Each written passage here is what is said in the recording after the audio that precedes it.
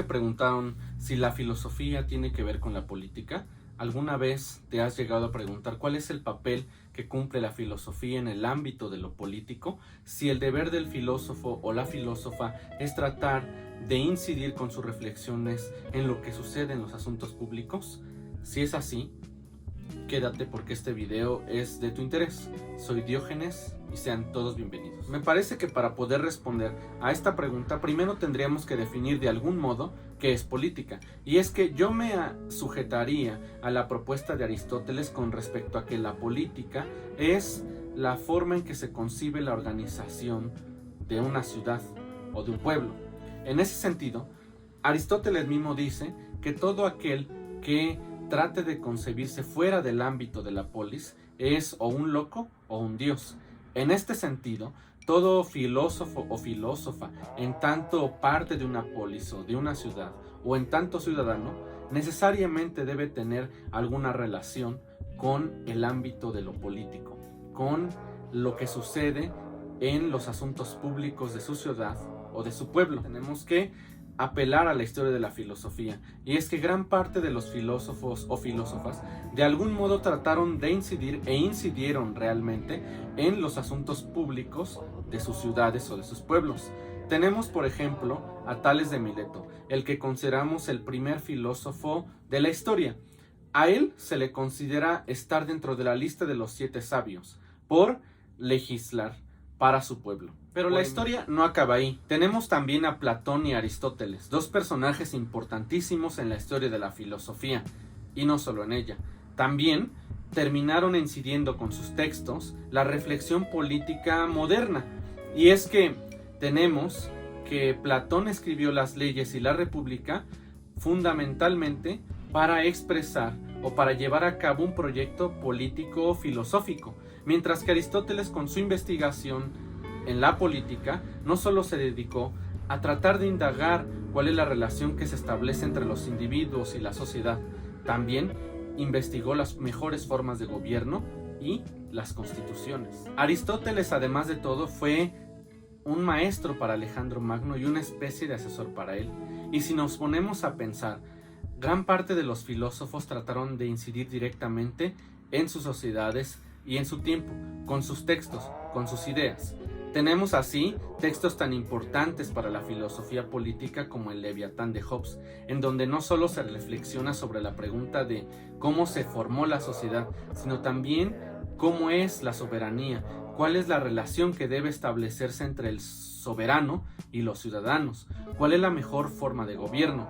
Montesquieu, Rousseau, Voltaire y algunos otros más son los precursores de ideas que tienen que ver estrictamente con la libertad, con el derecho a desenvolverse uno mismo como persona en el ámbito de lo social.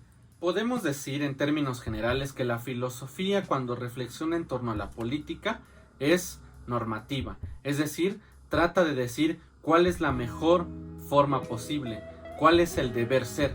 Pero después de Marx hay un cambio drástico en esta perspectiva, y es que Marx rompe, digámoslo así, desde mi punto de vista, con la forma de concebir la política desde el punto de vista filosófico, y dice que los filósofos se han empeñado en tratar de interpretar el mundo, pero de lo que se trata es de transformarlo.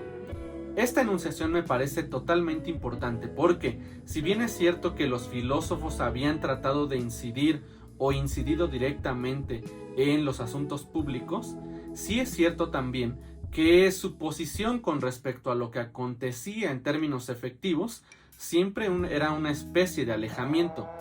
En cambio, cuando Marx concibe la filosofía y la economía como ejes para la reflexión de la realidad, lo que propone es un cambio de perspectiva, un cambio de posición del filósofo con respecto a lo que sucede allá afuera. Y dice que el filósofo debe no solo pensar y reflexionar el cómo debe ser o el cómo debería ser la sociedad, las normas, las leyes, sino que también debe tratar de transformarlos en términos efectivos. Después del marxismo, la filosofía es esencialmente crítica, es decir, debe cumplir un papel totalmente activo con respecto a lo que sucede en la realidad. Y es por eso quizás que filósofos tan importantes como Hannah Arendt, Jean-Paul Sartre, Simone de Beauvoir, Theodor Adorno, Michel Foucault, Gilles Deleuze trataron de incidir directamente en la política, se mezclaron, digámoslo así, en las marchas, se apropiaron de ciertas causas y las defendieron. ¿Por qué? Porque desde este punto de vista la filosofía deja de ser no solo una contemplación de la realidad, sino el eje de la transformación de lo real. Y finalmente, me gustaría agregar que si la filosofía es el eje de la transformación y debe cumplir un papel activo y además crítico, el ser crítico no consiste simple y sencillamente en contrastar datos verdaderos con respecto a datos falsos. Eso lo puede hacer cualquiera. El filósofo o la filósofa tienen la posibilidad de desmembrar un cuerpo, un concepto, una idea, para develar cuáles son las relaciones ocultas, qué es lo que subyace a él, qué es lo que lo constituye. ¿Para qué?